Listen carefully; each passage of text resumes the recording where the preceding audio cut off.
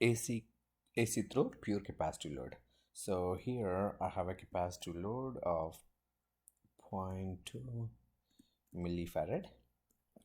Okay, it is connected to a 169.7 sine omega t377t plus 0.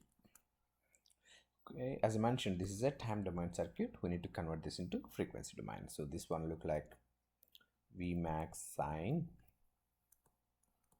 omega t plus 0. Okay, so 169.7 is the maximum value, and you need to convert 0.2 millifarad into capacitive reactance. So it's minus j over omega c, or 1 over j omega c. Okay, what is 1 over j omega c? When I convert this maximum value into RMS, it's 120 at an angle of 0. This value is going to be 1 over j omega c equal to 1 over j 377 times, can I write this as 2 times 10 to the power of minus 4? So 10,000 minus j over 377 times 2.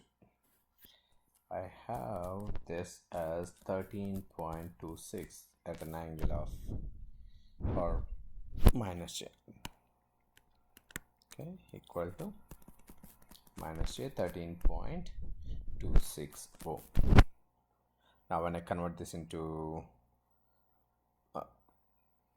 this is in a rectangular format, I can say 0 minus j 13.26. When I convert this into polar format, it is 13.26 at an angle of minus 90. Now when it is in frequency domain, we can use the capital letters. I equal to V over minus jXc. Minus jXc is capacitive reactance, which is 120 over 13.26 at an angle of minus 90. We'll end up with this value is 9.05 at an angle of plus 90 degrees. Okay, that's our current. Now if I draw a waveform, my waveform is going to be, here is my V up to, it's going to go up to, what is the maximum value? He gave you 169.7. Now my current is going to start, before voltage, okay, before 90 degrees. So it's going to start somewhere there, plus 90.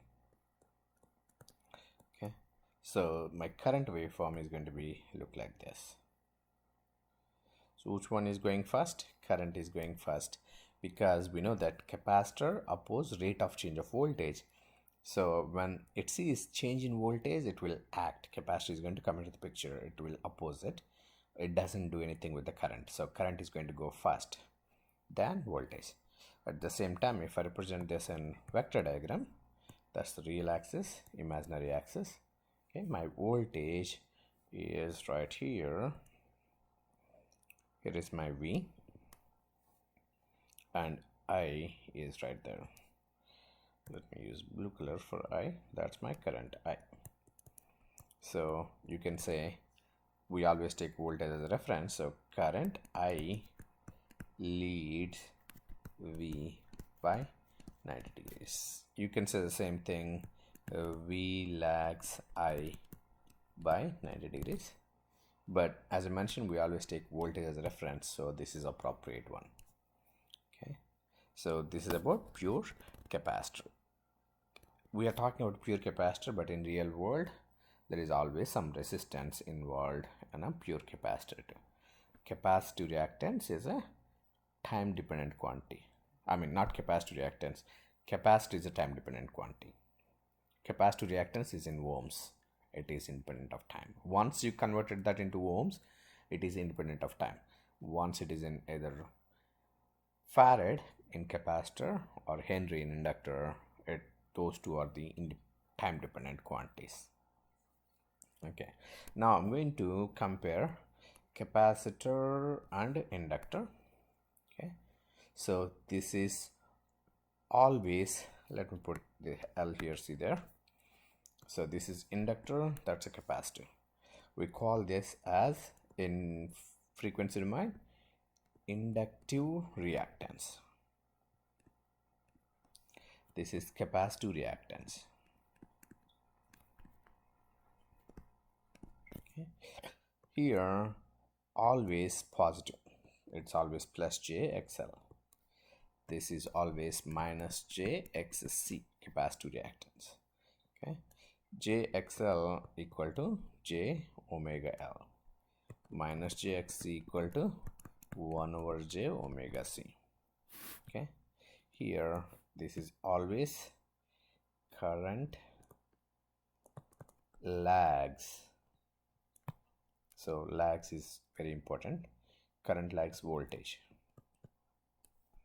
Here current leads voltage.